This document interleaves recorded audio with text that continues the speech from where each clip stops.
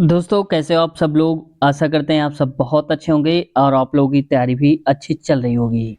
दोस्तों आज हम पार्ट 115 लेकर के आए हैं। इससे पहले 114 पार्ट्स करवा चुके हैं जो कि धमाकेदार पार्ट्स हैं। आप सब लोगों के काफ़ी अच्छे कमेंट्स भी मिले हैं और जो दोस्तों 100 के ऊपर हम पार्ट्स चलवा रहे हैं वो ये सारे के सारे स्पेशल पार्ट हैं। स्पेशल इसलिए दोस्तों क्योंकि इसमें से जितने भी क्वेश्चंस मिलते हैं, अगर कोई फिगर वाला है तो हम सीन भी दिखाते हैं, उसकी पिक्चर दिखाते हैं और साथ ही साथ जो ऑप्शंस आते हैं किसी क्वेश्चन के, तो ऑप्शन के बारे में भी हम डिस्कशन करते हैं ताकि आपकी जो जानकारी है वो और ज़्यादा बढ़ सके और दोबारा क्वेश्चन कभी एनटीपीसी घुमा करके पूछे तो भी आप उसका जवाब दे लें। तो शुरुआत करते हैं वीडियो की। देखो दोस्तों, नाम तो आपका रहेगा कि आपने एक क्वेश्चन पढ़ा, लेकिन उसके साथ साथ आपके 3 क्वेश्चन भी तैयार हो जाएंगे। तो अगर हम 50 क्वेश्चन भी करेंगे तो आपके 150 क्वेश्चन हो जाएंगे। ठीक है, तो दोस्तों चैनल पे अब तक नए हैं तो सब्सक्राइब कर लीजिए, बेल आइकन भी दबा लीजिए ताकि हमारी वीडियो की नोटिफिकेशन आपके पास टाइम टाइम से पहुंचती रहे और आप वीडियो को सबसे पहले देखते रहें। क्वेश्चन हमारा पहला, 3 संख्याएं 11 अनुपात 16 अनुपात 23 के अनुपात में है। यदि उनका योग 150 है तो सबसे बड़ी संख्या ज्ञात करिए। ठीक है भाई, तो देखो जैसे बोला जाए आप वैसे ही कर दिया करो। ये सारे अनुपात मान लिया थोड़ी देर के लिए, सारी ये संख्याएं हैं, सबको आप जोड़ दो। तो 11 और 16 तो कितना हो जाएगा, ये हो जाएगा 27। तो यहाँ लिखेंगे 27 और 23 और जोड़ दीजिए। तो मैंने जोड़ दिया 23, तो 7 3 10, 2 दूनी 4 1 5 यानी कि 50। तो हमारे हिसाब से दोस्तों हो गया टोटल योग 50। क्वेश्चन के हिसाब से हो गया 150। जीरो जीरो काटेंगे और 5 से काटेंगे, 5 नहीं 15 यानी कि एक की वैल्यू आ जाएगी 3। पूछा क्या है, सबसे बड़ी संख्या। और सबसे बड़ा अनुपात कौन सा है भाई, जो सबसे बड़ा अनुपात वही सबसे बड़ी संख्या। तो आप कहेंगे 23 है, तो एक की वैल्यू 3 है, तो आप बताओ 23 की वैल्यू क्या होगी। तो 23 का गुणा यहाँ भी करा देंगे आप, ये 23 लिखा हुआ है इसको 23 लिख लीजिए, ये 23 हो जाएगा। ठीक है, अब मल्टीप्लाई कराइए, 3 त्रिक 9, 3 दूनी 6 यानी कि 23 की वैल्यू आ जाएगी कितनी, 69। तो बस ऑप्शन नंबर चौथा 69 सही हो जाएगा।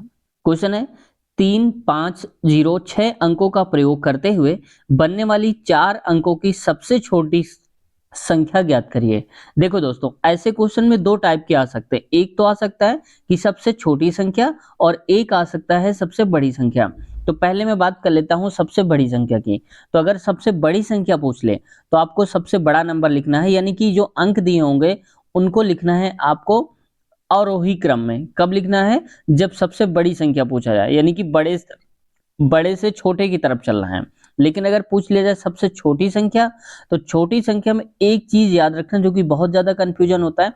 अब आप चलेंगे तो छोटी से बड़ी की तरफ चलेंगे आरोही क्रम में, लेकिन एक चीज ये रहेगा कि अगर कहीं पर जीरो आ रहा है तो जीरो को पहले नंबर पे नहीं लिखोगे। जैसे देखो इन दोनों ऑप्शंस में लिखा गया है, अगर मान लो कि यहाँ पर 3 5 0 6 ये है।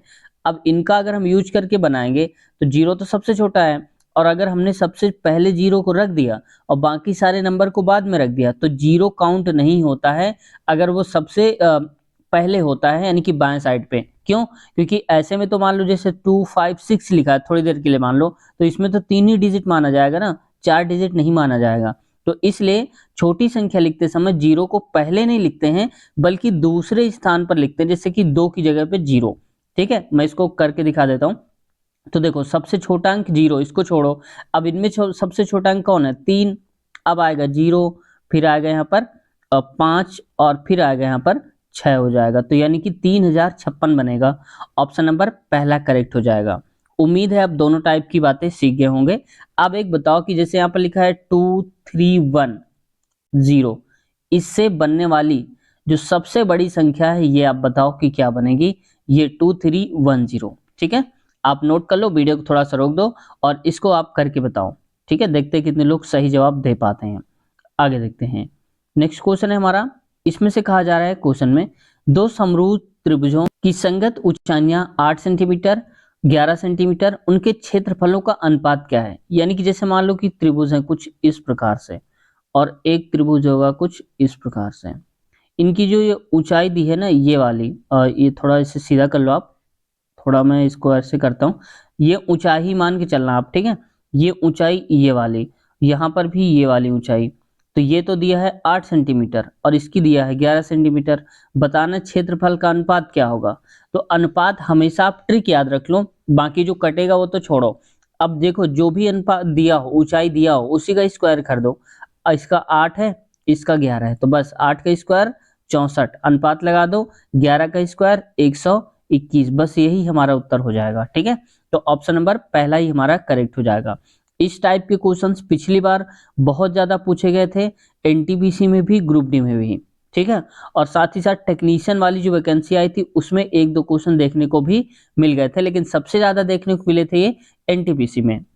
आगे बढ़ते हैं, नेक्स्ट क्वेश्चन है हमारा, और इस क्वेश्चन में कहा जा रहा है विक्की किसी कार्य को 40 दिनों में पूरा कर सकता है। उसने 8 दिनों तक कार्य किया, मतलब 40 दिन में कर सकता है, लेकिन उसने केवल 8 दिन काम किया। उसके बाद गुरप्रीत सिंह ने उसे 32 दिनों में पूरा कर दिया।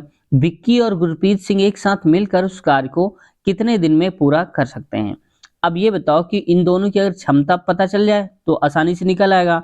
तो विक्की 40 दिन में पूरा करता है, लेकिन कितने दिन में किया, अभी पूरा नहीं किया, 8 दिन किया। तो आप बताओ, अगर विक्की को मैं ए मान लेता हूं, अगर 8 दिन काम किया तो कितने दिन और करना चाहिए था इसको। तो देखो 40 में से 8 हटा दो आप, तो आएगा 32, यानी कि अब जो बचा हुआ काम होगा वो विक्की कर देगा 32 दिन में। वही जो बचा हुआ काम था गुरप्रीत ने उसे 32 दिन में कर दिया, तो गुरप्रीत को भी मानता हूं, इसने कर दिया 32 दिनों में कर दिया। बात समझ में आ गई, मतलब बराबर बराबर दिन लगेंगे। इनका एलसीएम कितना आएगा, ये आएगा 32। 32 से 32 काटेंगे, एक बार में कटेगा, और इसको भी एक बार में, यानी कि ए की क्षमता है 1 और बी की क्षमता है 1। बात समझ में आ गई। अब ये बताओ कि ए की क्षमता के हिसाब से जो ए है यानी कि विक्की है 40 दिन तक काम करता रहा होगा, तभी तो काम पूरा हो रहा होगा 40 दिन में। तो क्षमता यहां से निकल आई, काम हमारा 32 नहीं है, हमने इनकी क्षमता निकालने के लिए काम किया है। तो अब देखो ए की जो क्षमता है वो है 1 और बी की क्षमता है कितनी, वो भी 1 है। अब ए करता था 40 दिन तक, यानी कि टोटल काम कितना रहा होगा, 40 गुणे में 1, तो 40 काम रहा होगा। अब ये 40 काम जो है दोस्तों, मैं यहाँ लिख देता हूँ इसको, ये 40 काम जो है इसको कौन करेगा, दोनों मिलकर। तो देखो एक क्षमता इसकी हो जाएगी, एक क्षमता इसकी, तो टोटल क्षमता 2 क्षमता है, यानी कि 2 से भाग करेंगे। 5 होता तो 5 से भाग, बस काट दीजिए। तो 40 का आधा कितना होता है, 20 होता है। तो बस 20 दिन लगेंगे इनको काम को पूरा करने में। ऑप्शन नंबर चौथा करेक्ट आंसर है। अगला क्वेश्चन है, इसमें कहा जा रहा है दो संख्याओं के महासापा और लासापा, यानी कि महत्तम सामवर्तक और लघुत्तम 75 और 450 है।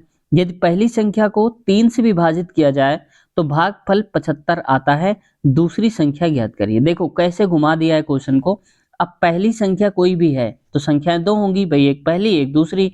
तो पहली संख्या जो है 3 से विभाजित किया जाता है, अगर उसको हम 3 से काटते हैं तो यहाँ पर कितना आता है, 75 आता है।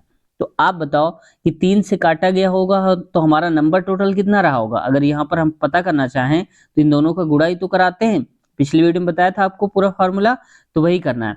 इसका मतलब हमारा जो नंबर हो जाएगा दोस्तों, वो नंबर हो जाएगा पूरा का पूरा 75 गुणे में 3। ये एक संख्या है, दूसरी संख्या हमें नहीं पता है, तो दूसरी संख्या मान लेते हैं कि वो एक ये ए है, दूसरी वाली बी है, यानी कि एक्स है। अब कह रहा है हमारे पास फार्मूला क्या होता है, लासा गुणे में मासा, लासा गुणे में मासा बराबर पहली संख्या गुणे में दूसरी संख्या, ये फार्मूला होता है। तो लासा कितना दिया है 75, मासा है कितना 450 दिया है, मासा दिया है 75, एलसीएम दिया है 450, बराबर पहली संख्या कितनी आ गई 75 गुणे में 3, मैंने मल्टीप्लाई नहीं कराया है क्योंकि कट जाएगा आगे, आप भी ना कराना, इनटू में x। अब इसको काट दीजिए, 75 से 75 कट गया, 3 से काटेंगे इसको, 3 एकम 3, 3 पचे 15, यानी कि 150 आ जाएगी x की वैल्यू। तो बस यही तो बताना था कि दूसरा नंबर क्या है, और दूसरा है x और x है 150। ऑप्शन नंबर चौथा करेक्ट आंसर है हमारा। क्वेश्चन है अगला, भारत सरकार की किस योजना के तहत ग्रीन फील्ड उद्यम स्थापित करने हेतु कम से कम एक अनुसूचित जाति, अनुसूचित जनजाति उधारकर्ता एवं कम से कम एक महिला उधारकर्ता के लिए प्रति बैंक शाखा 10 लाख रुपए से 1 करोड़ तक का ऋण उपलब्ध कराया जाता है। तो ये एक थी जिसके तहत ऋण दिया जाता था महिलाओं को, अनुसूचित वर्ग की या अनुसूचित जनजाति वर्ग की महिलाओं को, तो ये थी एक scheme, stand up India scheme. ठीक है, इसके तहत इसको दिया जाता था। इसकी शुरुआत हुई थी दोस्तों 5 अप्रैल को और 5 अप्रैल 2016 को। अब आप देखो जरा सा कि पेपर हुआ था 2021 में, पूछा गया है 16 को। ऐसा क्यों? ऐसा इसलिए पूछा गया है क्योंकि जो योजना की शुरुआत करी थी वो वर्तमान प्रधानमंत्री ने करी थी, तो प्रधानमंत्री अभी तो वही है। ठीक है, और जब वही सरकार होती है, उन्हीं की योजनाएं होती, तो योजना वो रद्द नहीं करी जाती, वो योजनाएं चलती रहती हैं। इसलिए वो फिर से योजनाएं पुरानी होने के बावजूद भी हाईलाइट हो जाती हैं। और देखो 2016 वाली भी पूछ लिया है, तो कहने का मतलब ये है कि 2024 में अभी भी गवर्नमेंट वही है, और जब गवर्नमेंट वही है तो योजनाएं भी अभी वही चलती रहेंगी। जो नई है तो ठीक है, उनको भी पूछा जाएगा, लेकिन पुरानी पर भी आपकी नजर होनी चाहिए। ठीक है, ये स्टैंड अप इंडिया स्किल जो दोस्तों थी, ये उद्यमशीलता को बढ़ावा देने के लिए और जो रोजगार है उसको सृजन किया जा सके, ताकि लोग, जो महिलाएं हैं, वो लोन ले लें और लोन लेने के बाद वो कोई ना कोई अपना बिजनेस खुद का कर सके। इस पर किया गया था। ठीक है, आगे बढ़ते हैं। क्वेश्चन है हमारा, यदि कल तक कोई भी कर्मचारी अपनी कार्य रिपोर्ट प्रस्तुत नहीं करता है तो मासिक परियोजना संकट में पड़ जाएगी। यानी कि देखो, अगर कर्मचारियों को हिदायत दी गई है कि अगर आप अपनी कार्य रिपोर्ट प्रस्तुत नहीं करते हैं, ठीक है, कब तक नहीं करते हैं? कल तक, तो आपकी जो मासिक परियोजना है वो संकट में हो जाएगी। अब कार्रवाई इस पर क्या हो सकती है? कार्रवाई हो सकती है कार्य रिपोर्ट प्रस्तुत करने की तारीख बढ़ाई जानी चाहिए।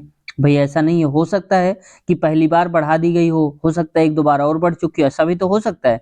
तभी तो बोला गया कि कल तक अगर ऐसा नहीं हुआ तो परियोजना संकट में आ जाएगी, तो ये फिक्स नहीं कह सकते। दूसरा है, कुछ कर्मचारियों को तेजी से कार्य करके कल तक अपनी कार्य रिपोर्ट प्रस्तुत करनी चाहिए।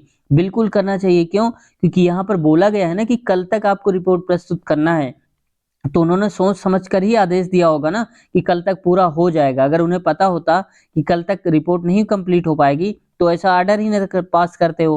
तो यहाँ पर हो सकता है पॉसिबल है।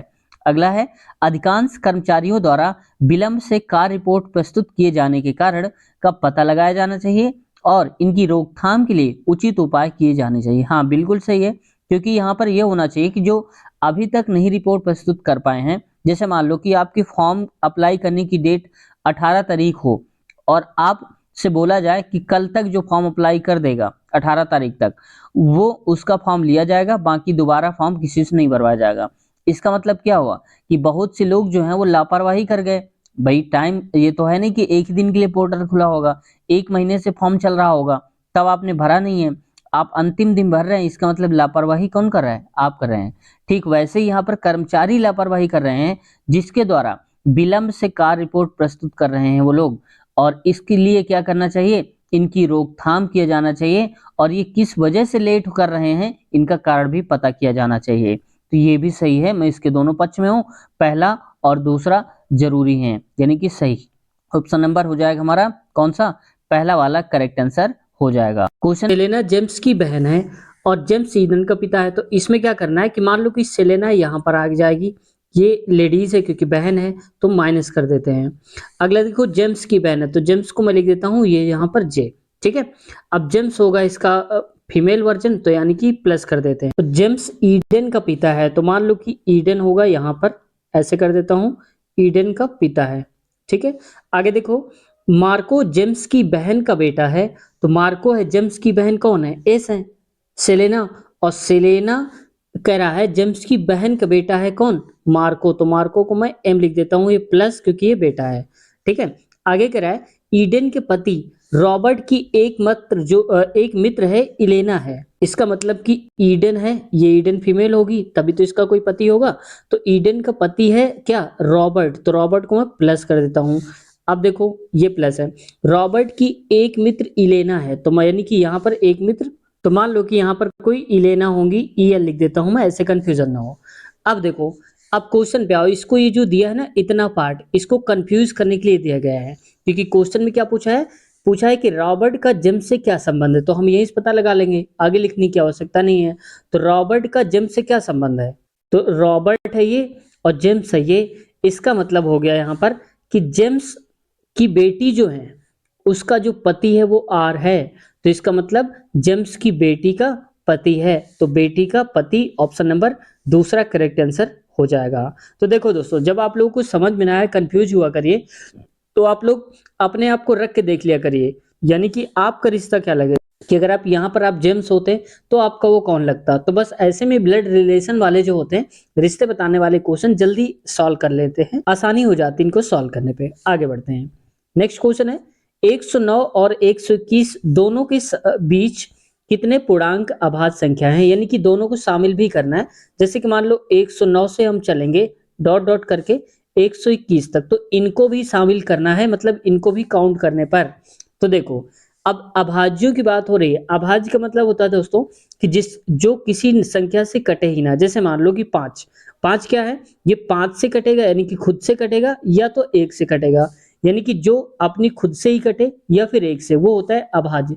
बाकी किसी और से भी कट रहा है तो अभाज्य नहीं है। अब देखो यहाँ पर, जैसे मान लो कि ये कह रहा है 109, तो पहला तो नंबर हो गया हमारा अभाज्य 109 हो गया। 109 के बाद अगला आता है 1 से 10 हो जाएगा, तो 10 तो कटेगा, देखो 111 कट जाएगा, ठीक है। और इसके बाद 112 कट जाएगा, लास्ट में क्या है, सम संख्या कटेगा। 113 नहीं कटेगा दोस्तों, ये हो जाएगा अभाज्य। 14 भी कट जाएगा, 15 कटेगा, 16 भी कटेगा, 17 18 भी कटेगा, यानी कि सारे कट जाएंगे, 20 भी कटेगा, और 121 तो कटेगा ही, क्योंकि 11 ग्राम में 121 होता है। तो केवल 2 ही अंक ऐसे हैं जो कि अभाज्य हैं 109 और 21 के बीच में, तो 2 हैं। तो ऑप्शन तीसरा करेक्ट आंसर हो जाएगा हमारा। आगे बढ़ते हैं नेक्स्ट क्वेश्चन पे। अगला क्वेश्चन हमारा कह रहा है, एक बॉक्स में 110 रखे हुए हैं, 110 रुपए रखे हुए हैं, जिसमें से 1:2:3 के अनुपात में रुपए रखे हैं। तो जैसे देखो, 1 है, फिर 2 अनुपात है, फिर 3 अनुपात है। जो 1 रुपए के सिक्के हैं वो 1 सिक्का है, 50 पैसे के 2 सिक्के और 25 पैसे के 3 सिक्के हैं। सिक्कों को शामिल, मान लो कि सिक्के शामिल हैं कुछ 50 के, 1 रुपए का, और ऐसे करके 50 पैसे के सिक्कों की संख्या बतानी है कि इनमें से कितने 50-50 पैसे के सिक्के हैं। तो देखो, हमारे हिसाब से 1 रुपए का कितना सिक्का, 1, तो मैं कहता हूं 1 रुपए हो गया भाई। 1 रुपए का 1 सिक्का, तो 1 ही तो हुआ हमारे पास। अब 50 पैसे के कितने सिक्के, 2 सिक्के, तो आप बताओ 50 पैसा 50 पैसा कितना हो जाएगा, ये भी 1 रुपए बन जाएगा। समझ में आया?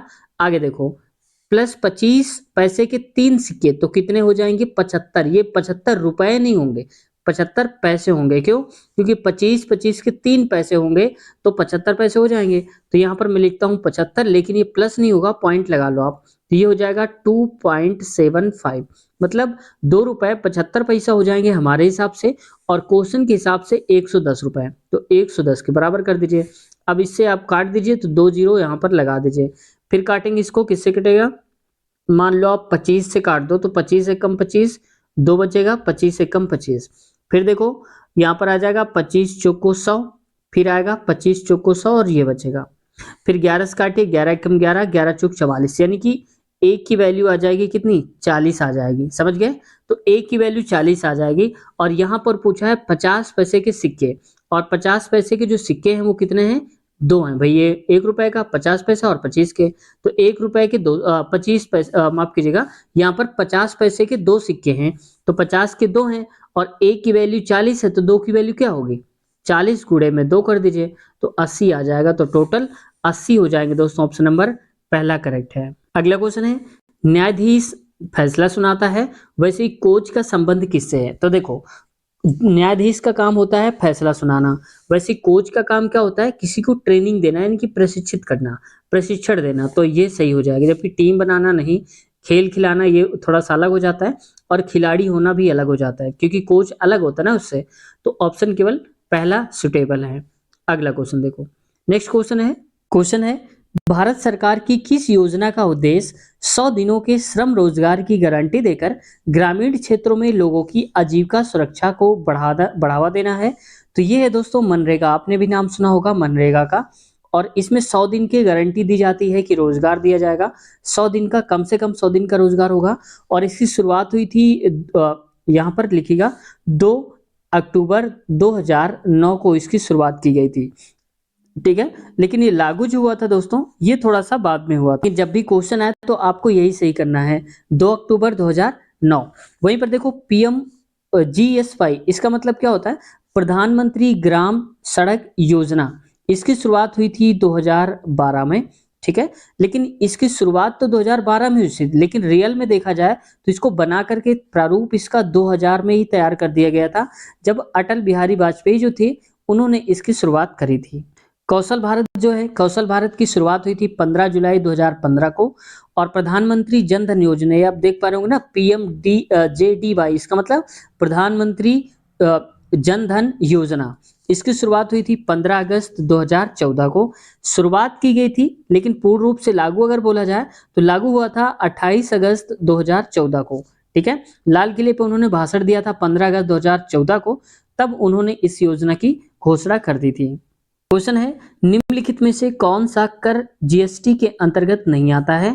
तो ये है दोस्तों स्टाम्प शुल्क। जो स्टाम्प शुल्क होता है वो जीएसटी के अंतर्गत नहीं रखे जाते हैं, जबकि वैट का मतलब होता है वैल्यू एडेड टैक्स, और केंद्रीय उत्पाद शुल्क जितने सेंट्रल गवर्नमेंट के अंदर में आते हैं उन पर टैक्स लगता है, और मनोरंजन कर जो होता है उसमें भी टैक्स लगता है, जितने इंटरटेनमेंट के साधन होते हैं। आपने सुना होगा कि ये फिल्म टैक्स फ्री हो गई है, ये हो गई है, तो ये सब इसी की बात करते हैं।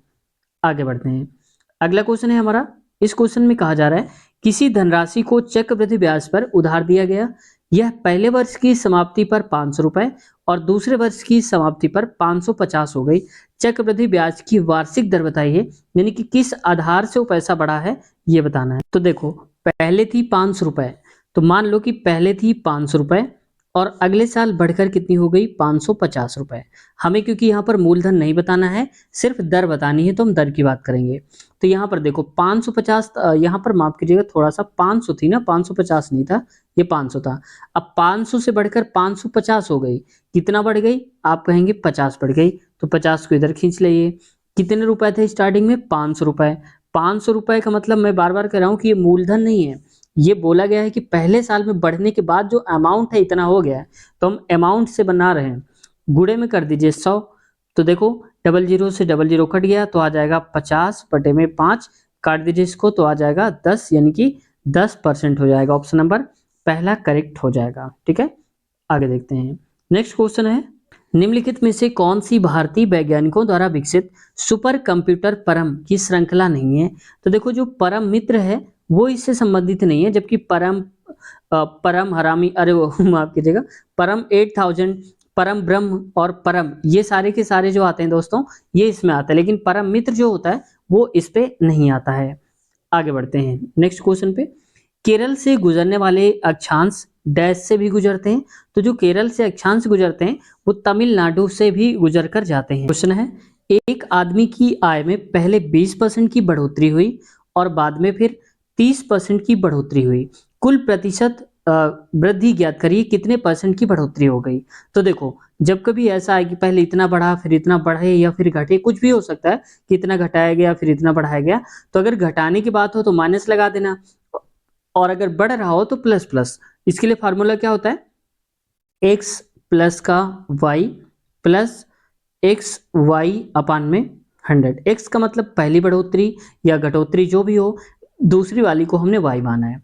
पहली है 20 तो लिखेंगे 20 प्लस दूसरी है 30, तो यहाँ पर आ जाएगा 30 प्लस एक्स वाई, तो 20 और 30 यानी कि 20 गुणे में 30 बटे में 100 हो जाएगा, तो 20 30 50 प्लस, अब देखो ये हो जाएगा 600 बटे में 100, जीरो से जीरो काट दीजिए डबल जीरो, तो कितना बचेगा 50 प्लस का 6 बराबर आ जाएगा 56%।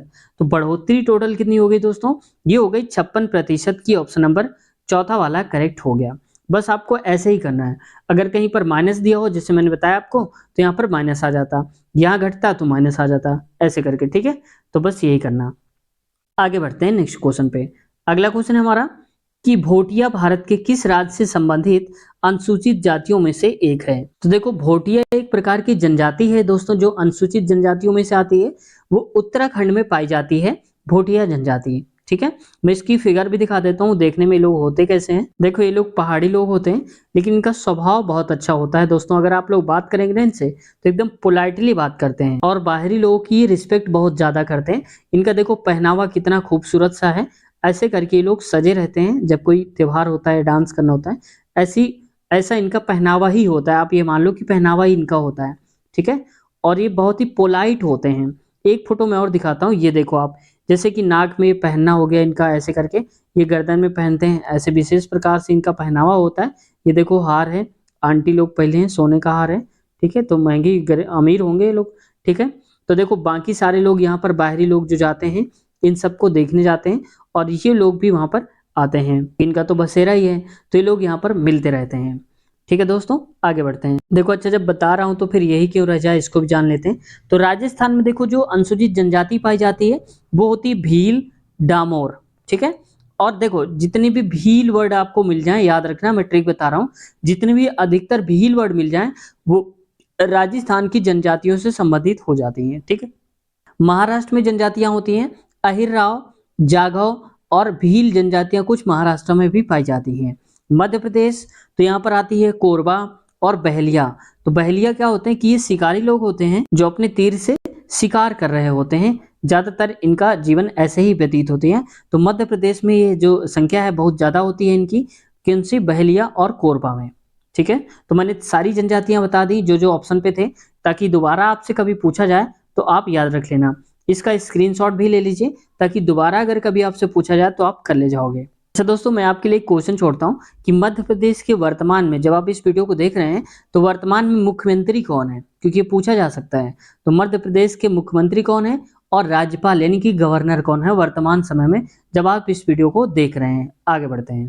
क्वेश्चन है, निम्नलिखित में से किस पौधे को जड़, तना और पत्तियों में विभेदित नहीं किया जा सकता है, यानी कि इसकी जड़, तना, पत्तियां अलग अलग नहीं होती, सब एक ही होता है। तो ये कौन होते हैं, स्पाइरोगाइरा होता है। देखो ये होता है स्पाइरोगाइरा, ये कुछ इस प्रकार का होता है, ये काई कह सकते हो, काई जानते हो ना आप लोग, तो बस यही काई है जो तालाबों में, खेतों में हो जाती है कहीं पर, जैसे धान मान लगाओ या कहीं पर नदी है, किनारे है, तो ये सारी सारी जो काई हो जाती है, जम जाती है, इसी को हम बोलते हैं क्या, स्पाइरोगाइरा होता है। आप लोग के यहाँ किस नाम से बुलाते हैं इसको, आप लोग कमेंट सेशन में जरूर बताना, ठीक है। मैं पढ़ूंगा जरूर कि आप लोग, आपके यहाँ क्या क्या किस नाम से बुलाते हैं आप लोग। अगला होता है दोस्तों फर्न। फर्न भी एक पौधा होता है, लेकिन ये जड़, तना और पत्तियों में अलग अलग होता है, ठीक है। मैं इसको भी दिखा देता हूँ, ये दिखता किस प्रकार का है। ये देखो, ये होता है फर्न का पौधा, देखो पत्तियां इसकी कितनी खूबसूरत सी लग रही हैं। एच डी इमेज मैं आपके लिए लेकर आया हूँ, ठीक है, ताकि आपको बेहतरीन तरीके से दिख जाए, है ना दोस्तों। तो देखो यहाँ पर, ये देखो एक कटिंग सी दिख रही है, ऐसे करके आप ये समझ जाओ कि यही क्या वो कहलाता है, फर्न कहलाता है, ठीक है। अगला है यहाँ पर देखो मर्सिलिया। तो मर्सिलिया भी क्यों बचे, इसी को दिखा देते हैं। चलिए इसको भी देखते हैं किस प्रकार का दिखता है। आप लोगों ने तो इसको पक्का देखा होगा, मर्सिलिया को कुछ इस प्रकार का दिखता है। आपको पत्तियों से याद आ गया होगा अगर आपने देखा होगा, क्योंकि ये नम क्षेत्र में रहते हैं, ज्यादातर जहाँ पानी भरा होता है वहीं पर ये रहते हैं। छोटे छोटे से पौधे होते हैं, लेकिन इनकी पत्तियां कुछ इस प्रकार की होती, ठीक है। यहाँ से देख सकते हो एक टाइप ये है, इसका टाइप क्या है, मतलब एक छोटा सा पौधा है जिसकी ये देखो एक पत्ती ऐसे कितनी खूबसूरत से बनी हुई है, ये कहलाती हैं। बाकी देखो हमने फर्न, मर्सिलिया, स्पाइरोगाइरा दिखाया आपको, मोरपंखी नहीं दिखाएंगे तो नाराज हो जाएगा मोरपंखी। चलो मोरपंखी को भी दिखा देते हैं किस टाइप का ये दिखता है। देखो ये होता है मोरपंखी, ठीक है, मोरपंखी बोलते हैं इसको। ये तो आप लोगों ने देखा होगा कॉलेज में या पार्क में कहीं पर, ये सब लगे रहते हैं पौधे जो बहुत अच्छी डिजाइन से होते हैं, इनको ही बोल देते हैं मोरपंखी। समझ गए आप। तो मैंने सारे के सारे दिखा दिए आपको। अब आगे बढ़ते हैं नेक्स्ट क्वेश्चन की तरफ, क्या कहता है।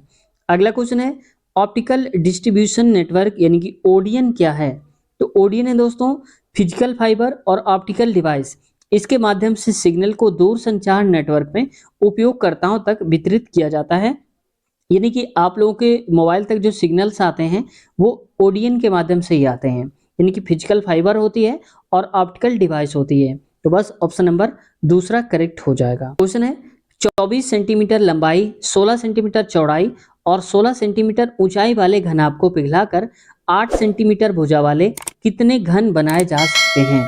तो इसका मतलब हुआ कि जैसे देखो बड़ी सी एक बॉल है, उसको आप पिघला दो तो छोटी छोटी बॉल कितनी बनाई जा सकती हैं, ये बताना है। तो भाई इसका जो आयतन होगा वो सारी वॉल्यूम को, इसको सारी गेंदों को मिलाकर इसके बराबर हो जाएगा। तो कहने का मतलब है कि ये जो दिया है बड़ा वाला, इसका वॉल्यूम निकाल लो, आयतन। तो आयतन क्या होता है, एल बी इंटू में एच कर दो। तो एल कितनी है लंबाई 24, ब्रेथ कितनी है 16 और एच ऊंचाई 16 है। यहाँ पर देखो दोनों दिया ना 16 16, बराबर में कितना हो जाएगा। मान लिया हमने कि ये 8 भुजा वाले घन है, तो भुजा कितनी होनी चाहिए 8। तो घन का आयतन क्या होता है भुजा क्यूब, तो भुजा क्यूब का मतलब 8 का चाहे क्यूब कर दो, मैं 3 बार 8 को लिख देता हूँ ताकि मुझे काटना पड़ जाएगा।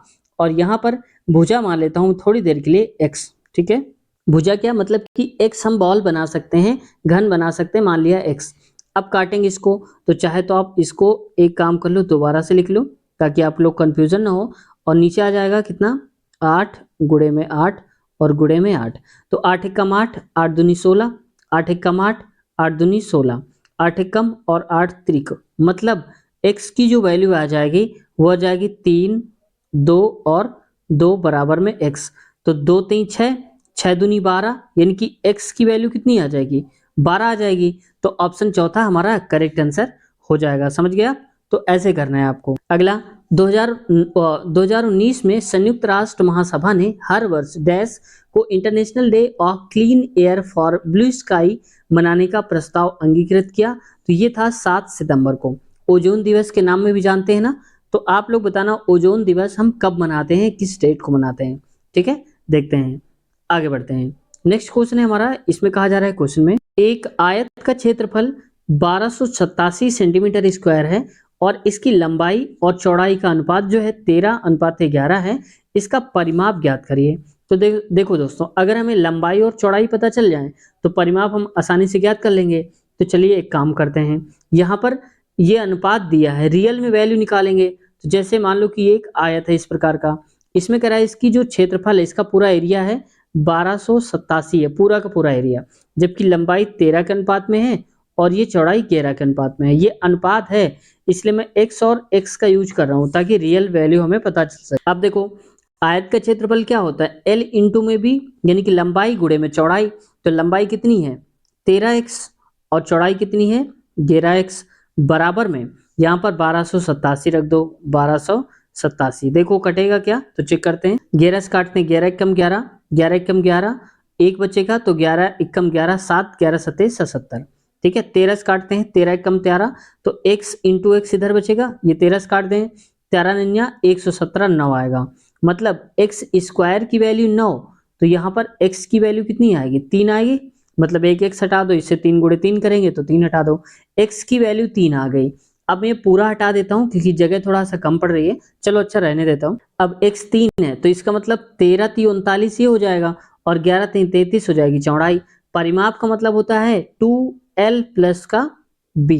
तो चलिए मैं डायरेक्ट कर देता हूँ, 2 गुणे में l प्लस b, अनुपात को ही ऐड कर लो, तो ये हो जाएगा 13 और 11 24, तो लिख देता हूँ 24 और x की वैल्यू 24x होगा ना, तो x की जगह में 3 आ जाएगा।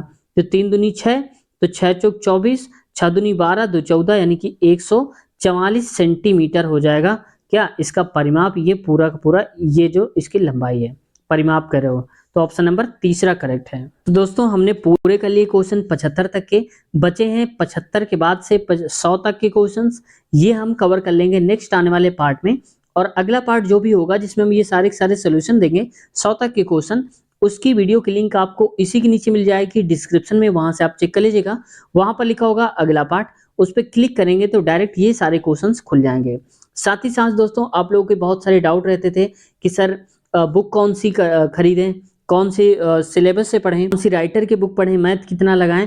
तो ये सारे के सारे डाउट के लिए हमने वहां पर खुद जाकर रेलवे में इंटरव्यू लिया है। जो लोग वहां पर काम करते हैं, जो सिलेक्टेड कैंडिडेट है पिछली बार के, उनसे हमने बात करी है, तो उन्होंने खुद बताया है कौन सी बुक लें, कितने घंटे पढ़ें, सब कुछ। अगर आप जानना चाहते हैं वीडियो हमने क्या कुछ पूछा है, हमने वो सारे सवाल रखे हैं जो आपके मन में उठते हैं।